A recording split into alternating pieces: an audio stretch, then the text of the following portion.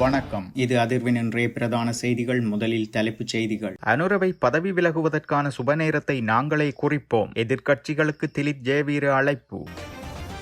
Israel பிரதமர் கொல்லப்பட்டாரா? நான் கோபிக்காகவே உயிரை விட்டுக் கொண்டிருக்கிறேன். மரண வதந்திகளுக்கு நெதன்யாகு முற்றுப்புள்ளி.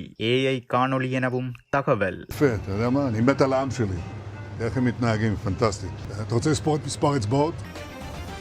எரிபொருள் QR இனி பழையபடி வேலை செய்யும். டிஜிட்டல் பொருளாதார அமைச்சு தகவல். QR பதிவு செய்வது எப்படி? முழு விவர காணொளி.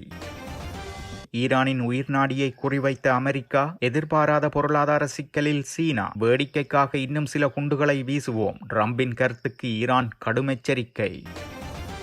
சிவனொளி பாதமலைக்கு யாத்திரை சென்றவர்களுக்கு சாரதியால் நேர்ந்த கதி. ஆளும் தரப்பு அமைச்சர்கள் எம்மை பார்த்து சிரித்து கேலி செய்தனர். நாடு தொடர்ந்தும் பாதாளத்தில். எதிர்க்கட்சித் தலைவர் விசனம். ஈரானின் உச்ச தலைவராக மொஜ்தபா கமேனி. சந்தேகத்துடன் இருந்த அயதுல்லா அலி கமேனி. வெளியாகும் புதிய தகவல். அரச நிறுவனங்களில் முறைகேடுகளை தடுக்க புதிய விசாரணை அதிகாரிகள் குழாம். வீட்டிலிருந்தே வேலை. QR முறையில் மாற்றம். ஜனாதிபதியின் சந்திப்பில் பேசப்பட்ட விடயங்கள் என்ன? யார் வசம் அந்த சிம்மாசனம்? தேர்தல் திகதிகள் அறிவிப்பு. ஜனாதிபதி அன்ரகுமார் திசாநாயக்க பதவியிலிருந்து விலகுவதற்கான சுப நேரத்தை நாங்களே தீர்மானிப்போம் என சர்வஜன அதிகாரம் கட்சியின் நாடாளுமன்ற உறுப்பினர் திலித் ஜெயவீர தெரிவித்துள்ளார். மேலும் அவர் தெரிவிக்கையில், ஜனநாயகம், மனித உரிமைகள் மற்றும் இன நல்லிணக்கத்தை பாதுகாப்பதற்காக நாங்கள் அர்ப்பணிப்புடன் செயற்படுவோம். இந்த அரசு ஜனநாயகத்திற்கு புறம்பாக செயற்பட்டு வருகிறது. அரசின் பலவீனமான நிர்வாகத்தால் தான் நாட்டில் தற்போது எரிபொருள் மற்றும் எரிவாயு விநியோக கட்டமைப்பில் பாரிய பாதிப்புகள் ஏற்பட்டுள்ளன. மத்திய கிழக்கில் நிலவும் மோதல்களை சாட்டி தமது நிர்வாக தவறுகளை மறைக்க அரசு முயற்சிக்கிறது. ஜனாதிபதி பதவியில் இருந்து விலகுவதற்கான சுப நேரத்தை நாங்கள் தான் அவருக்கு வழங்குவோம். எனவே இந்த அரசுக்கு எதிராக அனைத்து எதிர்க்கட்சிகளும் நிபந்தனைகளின்றி ஒன்றிணைய வேண்டும். மாற்றத்தை ஏற்படுத்துவதாக கூறிக்கொண்டு ஆட்சிக்கு வந்த இந்த அரசில் பல ஊழல் மோசடிகள் இடம்பெற்றுள்ளன. குறிப்பாக நிலக்கரி கொள்வனவில் இடம்பெற்ற மோசடி தொடர்பாக இதுவரை எந்தவொரு நடவடிக்கையும் எடுக்கப்படவில்லை. நாட்டின் தற்போதைய நெருக்கடியான சூழ்நிலையில் அனைத்து எதிர்க்கட்சிகளும் நாட்டிற்காக ஒன்றிணைந்து அர்ப்பணிப்புடன் செயற்பட வேண்டும். அதற்காக அனைவருக்கும் நான் அழைப்பு விடுக்கிறேன் எனவும் அவர் குறிப்பிட்டுள்ளார்.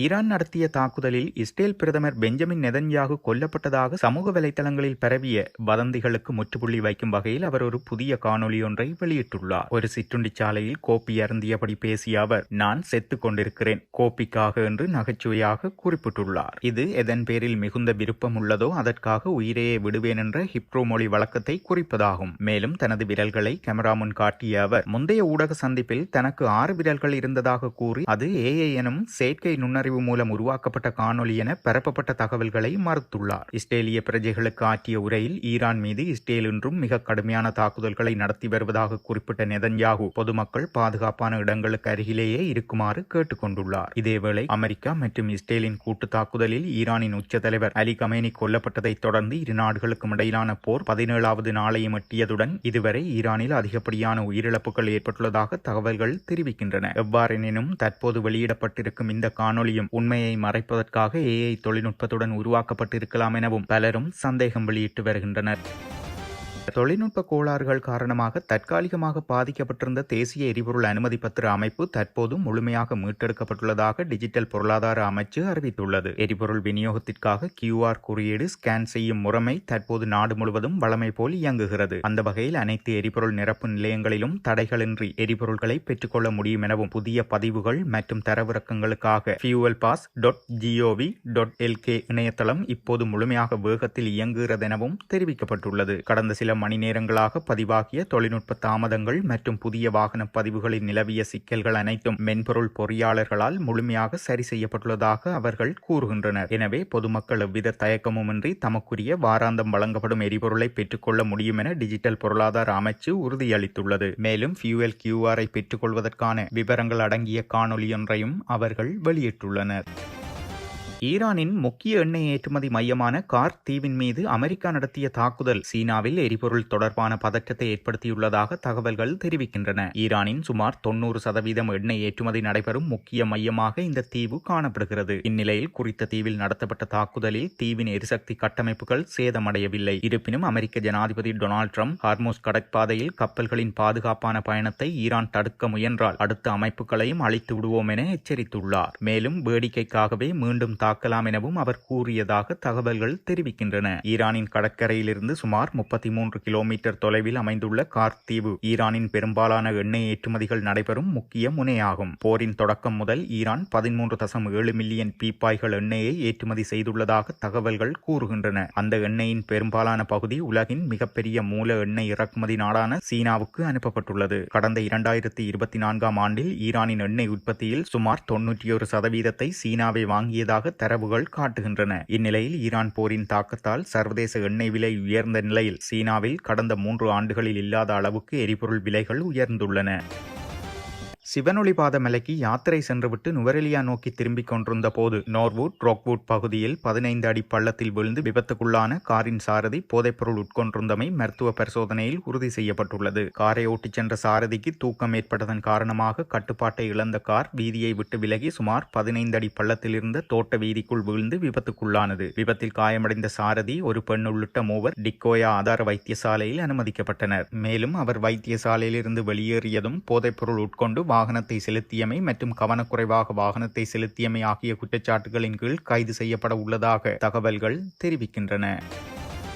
இந்த தருணத்தில் நாட்டு மக்கள் பல கஷ்டங்களை எதிர்கொண்டு வருகின்றனர். நாடு மீண்டும் QR குறியீடு பயன்பாட்டுக்கு வந்துள்ளது. இந்த QR குறியீடு எரிபொருள் ஒதுக்கீட்டுக்காக வழங்கப்படுவதால் கட்டாயமாக எரிபொருள் நுகர்வு கட்டுப்படுத்தப்பட்டு அதிருப்தி அதிகரித்து பல பொருளாதார பிரச்சனைகள் உருவாகும் என எதிர்க்கட்சித் தலைவர் தெரிவித்துள்ளார். இந்த சந்தர்ப்பத்தில் எதிர்க்கட்சியாக ஐக்கிய மக்கள் சக்தியாக நாம் மக்களுக்கு அசௌகரியம் உருவாகியுள்ள இந்த நெருக்கடியில் இருந்து குறுகிய அரசியல் லாபம் அடைய முயற்சிக்க மாட்டோம். இத்தகைய நிலைமை உருவாகும் என பாராளுமன்ற அமர்வுகளில் தொடர்ந்து நாம் கூறி வந்த சந்தர்ப்பங்களில் ஆளும் தரப்பு அமைச்சர்கள் எம்மை பார்த்து சிரித்து கேலி செய்தனர். எமது கருத்துக்களை விமர்சித்தனர். எமது கருத்துக்களை வைத்து சேறு பூசினர். கடந்த வாரம் பாராளுமன்றத்தில் ஹார்மோஸ் ஜலசந்தி மூடப்படுவதால் நமது நாட்டிற்கும் சிக்கலான நிலைமை தொடர்பாக மாற்று திட்டம் ஒன்றை வழங்குமாறு நாம் கூறிய சந்தர்ப்பத்தில் வெளிவிவகார அமைச்சரின் கூற்றுப்படி நமது நாட்டிற்கு அவ்வாறு எந்த பிரச்சனையும் ஏற்படாதென்று பிரஸ்தாபித்தார். உண்மையிலேயே நமது நாட்டிற்கு அவ்வாறு பிரச்சனை ஏதும் இல்லை என்றால் இவ்வாறு QR குறியீடுகளை வழங்க வேண்டிய தேவையில்லை. அன்று நான் இதுகுறித்து சபையில் கூறிய போது அரசாங்கம் அதை புறக்கணித்ததென்றும் எதிர்க்கட்சித் தலைவர் சஜித் பிரேமதாச தெரிவித்துள்ளார். ஈரானின் மறைந்த உச்ச தலைவர் அயதுல்லா அலி கமேனி தன் மகன் மொஜ்தபா கமேனி அதிகாரத்தை பெறுவது குறித்து சந்தேகத்துடன் இருந்ததாக அமெரிக்க நுண்ணறிவு தகவல்களை மேற்கோள் காட்டி தகவல்கள் வெளியாகியுள்ளது. தனது மகன் அதிகாரத்தை பெறுவது குறித்து அயதுல்லா அலி கமேனி கவலைப்பட்டிருந்தார் எனவும், காரணம் அவர் மிகுந்த அறிவாளி அல்ல என்று கருதப்பட்டதும் நாட்டின் தலைவராக தகுதி குறைவாக இருப்பதாகவும் மதிப்பிடப்பட்டிருந்தார் எனவும் அவர்கள் தெரிவிக்கின்றனர். மேலும் மகனின் தனிப்பட்ட வாழ்க்கையில் சில பிரச்சனைகள் இருப்பதை பற்றியும் தந்தை அறிந்திருந்ததாகவும் குறித்த தகவல்கள் சுட்டிக்காட்டுகின்றன. மார்ச் 8ஆம் தேதி உச்ச தலைவராக தேர்ந்தெடுக்கப்பட்டதிலிருந்து மொஜ்தபா கமேனி பொதுவில் காணப்படவில்லை. எனினும் நேற்று முன்தினம் ஈரானின் வெளிவிவகார அமைச்சர் அவர் நலமாக உள்ளார் என்றும் நிலையை முழுமையாக கட்டுப்பாட்டில் வைத்துள்ளார் என்றும் தெரிவித்திருந்தமை குறிப்பிடத்தக்கது. மத்திய கிழக்கில் தீவிரமடைந்து வரும் போர்ச்சூழலை தொடர்ந்து உள்நாட்டில் அத்தியாவசிய சேவைகளை பாதிப்பின்றி முன்னெடுத்து செல்வது குறித்து ஜனாதிபதி அன்ருகுமார் திசாநாயக்க நேற்றைய தினம் அமைச்சின் செயலாளர்கள் மற்றும் நிறுவன தலைவர்களுடன் உயர்மட்ட கலந்துரையாடல் ஒன்றை நடத்தியுள்ளார். இந்த சந்திப்பின் போது உலகளாவிய ரீதியில் நிலவும் உறுதியற்ற தன்மையால் உள்நாட்டு விநியோக சங்கிலிகளுக்கு ஏற்படும் பாதிப்புகளை குறைப்பதற்கும் முக்கியமான துறைகளின் செயற்பாடுகளை தடையின்றி உறுதி செய்வதற்கும் இதன்போது கவனம் செலுத்தப்பட்டுள்ளது. எரிபொருள் விநியோகத்திற்காக டிஜிட்டல் QR முறையை மேலும் முறைப்படுத்தவும் வலுப்படுத்தவும் ஜனாதிபதி உத்தரவிட்டுள்ளார். குறிப்பாக விவசாயம், கடற்றொழில் மற்றும் கைத்தொழில் துறைகளுக்கு தடையின்றி எரிபொருள் கிடைப்பதை உறுதி செய்வது பொருளாதார வீழ்ச்சியை தடுக்க அவசியம் எனவும் சுட்டிக்காட்டியுள்ளார். நாட்டில் எரிபொருள் நுகர்வை குறைக்கும் நோக்கில் அரச மற்றும் தனியார் துறை ஊழியர்களுக்கு வீட்டிலிருந்தே வேலை செய்யும் நடைமுறையை அமுல்படுத்துவதற்கான சாத்தியக்கூறுகள் குறித்து ஆராயுமாறு அதிகாரிகளுக்கு ஜனாதிபதி அறிவுறுத்தியுள்ளார். இது தொடர்பான விரிவான அறிக்கையை சமர்ப்பிக்குமாறும் அவர் கேட்டுக் கொண்டுள்ளார். இந்த இக்கட்டான காலப்பகுதியில் நாட்டின் பொருளாதார ஸ்திரத்தன்மையை பேண அனைத்து துறைகளும் ஒன்றிணைந்து செயற்பட வேண்டியதன் அவசியத்தை ஜனாதிபதி இதன்போது வலியுறுத்தியுள்ளார்.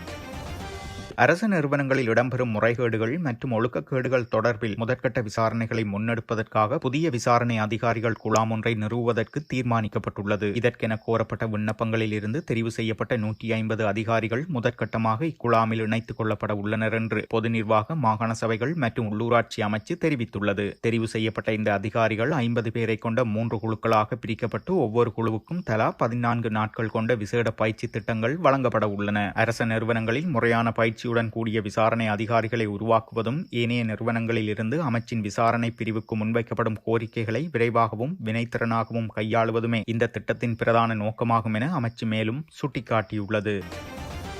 இந்தியாவின் முக்கிய மாநிலங்களான தமிழ்நாடு, கேரளம், அசாம், மேற்கு வங்கம் மற்றும் புதுச்சேரி ஆகியவற்றிற்கான 2026 சட்டமன்ற தேர்தல் திகதிகளை இந்திய தேர்தல் ஆணையம் அறிவித்துள்ளது. இதன்படி தமிழகத்தில் வரும் ஏப்ரல் 23ஆம் திகதி ஒரே கட்டமாக வாக்குப்பதிவுகள் நடைபெறவுள்ளது. அசாம், கேரளம் மற்றும் புதுச்சேரி ஆகிய மாநிலங்களில் ஏப்ரல் 9ஆம் திகதி தேர்தல் நடைபெறவுள்ள அதேவேளை மேற்கு வங்கத்தில் ஏப்ரல் 23 மற்றும் ஏப்ரல் 29 என 2 கட்டங்களாக தேர்தல் நடத்தப்பட உள்ளது. தேர்தலுக்கான வேட்புமனு தாக்கல் இன்று முதல் ஆரம்பிக்கின்றன. அரசியல் கட்சிகள் கூட்டணி பேச்சுவார்த்தைகள் மற்றும் வேட்பாளர் தெரிவில் தற்போது தீவிரமாக ஈடுபட்டு வருவதாக இந்திய ஊடகங்கள் செய்தி வெளியிட்டுள்ளன.